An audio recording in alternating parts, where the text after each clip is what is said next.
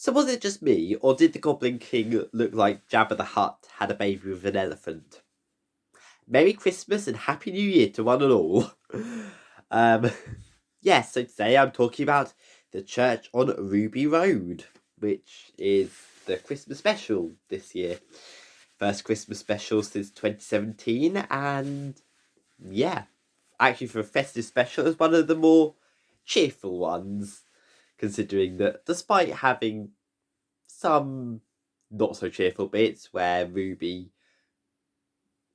Okay, before I get into anything, spoilers. Spoilers. There will be spoilers. I'm sorry. Watch that before watching this if you haven't seen it. But if you're watching this, I'm guessing you either already seen it or you don't really care, so enjoy. But yeah, as I was saying, there were some not so cheerful moments, like when Ruby got the call with Davina saying that we can't find your parents anywhere. But that led straight to Davina getting killed by a Christmas tree. Temporarily. Yeah, I'd seen that rumour floating around online, but I didn't believe they would kill Davina McCall off with a Christmas tree, let alone Davina McCall being in Doctor Who. Again, kind of. She was the voice of the Davina droid in Bad Wolf long time ago. I loved the episode personally. I thought it was such a lot of fun. I just had absolute blast with it. So yeah, I immediately clicked with the new Doctor, and well, I say new Doctor. We saw him in the Giggle. Didn't really click with him so much in that. I think it's just kind of timing. There just wasn't enough of him, and it was just kind of middle of a plot, and I was still kind of watching David Tennant. But no, I thought Shooting Gatwa and Millie Gibson, Ruby Sunday. I thought they were brilliant together. They just seemed like they were having such a lot of fun, and I cannot wait to see more of them. That's gonna be a long wait. But no, I thought they were both incredibly well acted, a lot of fun, and I just loved it. The supporting characters from Ruby's family, I thought that was an interesting bit where Ruby kind of got temporarily erased from time, where the goblins went back to eat her as a baby. A little bit confusing, but it's no more wibbly wobbly timey wimey than Moffat's done at times. But I kind of guessed kind of about halfway through, when she vanished, I was like, hang on, where's Ruby gone? Oh wait, but I thought that was clever. I like the way they wrapped it up with the gloves coming back in. That was a clever thingy-bob. There's a word I'm looking for. Not sure what it is. That was a clever idea. That's the word, idea. Wasn't so sure I liked the fact they've kept the Mavity joke. Yes, it's kind of amusing, but I didn't particularly find it funny in Wild Blue Yonder. I really hope they don't keep it moving forward, because it's a little bit awkward for my taste, but ayo. Yeah, I had a lot of fun with the episode, and I mean, couldn't work out how the Goblin King would kind of be grown out of one of the little goblins, because they look nothing like. But the goblins look so cute. They kind of look like Baby Yoda crossed between a gremlin and in pirate costumes. And I loved the sky pirate ship thing, and I love how they managed to have ventilation shafts. I've seen comments about this episode being more fantasy than sci-fi, and I think this is a new world of Doctor Who where I think, yes, it was a bit fantasy, and goblins are more fantasy than sci-fi, but I thought it worked quite well. I mean, I don't know what's coming next. I thought for Christmas it worked well, and that's the thing. With it being Christmas, you can get away with a lot more. You don't generally judge a Christmas special as harshly as other episodes, just because of what it's there for. And even then, a lot of the Christmas specials have mixed reviews at best. I really like Ruby's family, especially how when Ruby gets raised, that kind of switch, kind of that personality, that was really interesting. Again, it brought back kind of the something erased from time, kind of. I'm pretty sure when Rory got erased from time in series 5, for a while Amy was kind of crying over things but not knowing why. I do like when Doctor Who has a little bit of continuity. Actually, I listened to the commentary and I found it quite interesting that Millie Gibson, Ruby Sunday, actually referenced the series 5 crack in the commentary. Still not 100% sure the name Ruby Sunday. I still think it sounds a bit like a Bond girl. And I think it might tie in a bit next series because there is an episode about the Beatles. And I think it's the Beatles that has something called Ruby Tuesday. It's certainly around that time. I'll probably touch on the new stuff at the end of this, kind of what my plans for that what they are at the moment. Haven't made long-term commitments, but yeah. So yeah, the of all the people I was expecting in Doctor Who, Davina McCall was not one of them. For primarily being a TV host and having already technically kind of done Doctor Who as a voice of the Davina droid in the Big Brother episode, Bad Wolf. So Big Brother episode a lot more than that than just Big Brother, but yeah, I thought that I didn't realise I didn't even think there was a possibility they'd get her on playing herself.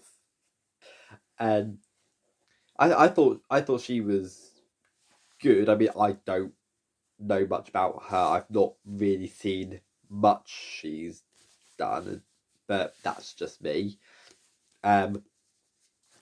Absolutely cracked up when she got squashed by a Christmas tree before the Doctor stepped in to save her. That bit I just couldn't stop laughing at that bit. On the subject of the guest characters, the mysterious Mrs. Flood, Anita Dobson back on the screen, on the Christmas Day screen, especially after 40 odd years since she was served divorce papers on Christmas Day in EastEnders. Yes, that is the big thing about Anita Dobson apparently, but that she's married to Brian May of Queen. I can't wait to see more of Mrs. Flood. She is, at first, kind of, I didn't think much of her. I knew she was in it playing Mrs. Flood. That had been confirmed started this year, but I didn't. It's at the start of the episode, and for most of it, it just seemed like it was just a character that was there, not that. Oh, never seen a TARDIS before. So I wonder what she could be about. I mean, I don't believe the theories that she's the Rani because every time there's a female Doctor Who, somebody will say it's the Rani. Missy was the Rani. That will usually Romana or Susan. I wonder if it'll be something to do with the ponds because Vane, not Vane. That's the reason people think it's Varney because floods are caused by Vane. Vane is an anagram of Varney, but I wonder if it'll be some reference to the ponds because Amy Pond's surname was Pond. River Song, her daughter River. I wonder if there's some water connection. Yeah, I did spot a couple of things. I mean, you can't really. I can't complain too much because it was if the babies. I thought at some points the babies did look like toys, which maybe a bit me being a bit pedantic. probably, but I enjoyed. It didn't take me out of the story too much. I also must comment on Shooty and Millie's singing, because actually I thought it was decent. I'd heard the part of the Goblin song they'd released as a charity single. I thought the singing was good, but I was a little bit about the lyric context about eating babies. But I thought that I thought it worked in the episode a lot better than out of context. That's the Doctor Who. In context, so much makes sense. Out of context, you generally look a bit insane for talking about it. Yeah, I thought the plot and kind of the entire thing of coincidences and kind of ropes and luck, and that it was a new element of Doctor Who that has never really been explored before, because that is more fantasy than sci-fi. Sci-fi is chemistry, physics, maths, sciencey stuff. Luck, yes, luck is probability, sort of, and coincidence. But that's quite an interesting thing, and kind of the Doctor not just be able to use the Sonic. Still not 100% convinced on the Sonic. I still think it looks a bit more like a TV remote, or one of like a thing that's not a screwdriver. Because screwdriver, I think it generally needs to look a bit like a screwdriver, like a tube or pencil like thing. But we'll see. The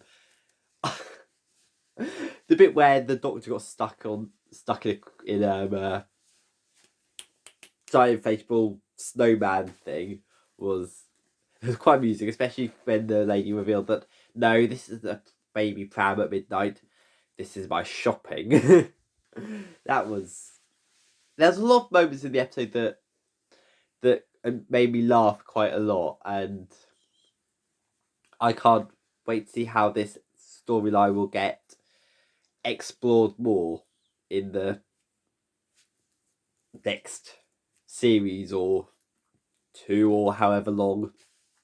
I know they're filming the second series, or they started filming it a couple of months ago. They're probably finished by the time that the first episode airs, or be getting close to finishing, considering that we now know that it's going to air in May. So you will see me before May, but it probably won't be a speaky video. It'll be me probably singing or something. I've not quite got a schedule or plan at all for this. I do it on the fly, make it up as I go along. I do want to review the new series of Doctor Who. I haven't put plans in place yet, because I can't plan that far ahead, and I don't know what my schedule will be at the time, but I'm looking forward to it. And from what I've seen, a lot of the stuff in the trailers that I knew about, there's 2 episodes that I know a fair bit about from the trailers, but I say I know a fair bit about. There's 2 episodes that definitely stood out in the trailers, and that's the 1960s one, which I'm pretty sure will feature Jinx Monsoon, and it's the Beatles one, and I'm sure I've seen pictures of them do like an Abbey Road thing, and also the Regency episode with Jonathan Groff, I think it's Groff, and what's her name? She was in Torchwood, played Susie in Torchwood, Indira. What's her surname? It'll come to me probably about 3 a.m. But that episode, there's quite a few shots of that in the trailer. Also, we have confirmation that Bonnie Langford is back, which we knew. But also, there was a slight shot in the trailer of what I think was the unit tower, and Rose Noble back. So who knows? Yeah. Overall, I'd probably say for festive special, and this is probably just my own personal rating, and it changes all the time when I watch stuff, but I'd give it an 8 out of 10. It'll probably, when I look into it in context of other episodes, it might go up, it might go down, probably down with most festive specials, because they usually don't hold up to the same standards as other episodes, because they don't have to, because Christmas, you kind of hungover from the turkey and everything else. So you're not necessarily wanting deep, meaningful sci-fi.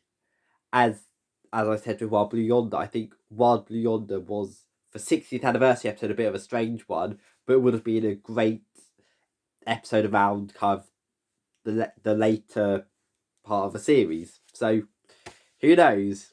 And until the next time, whenever it may be, Happy New Year if I don't speak before, and Allons-y.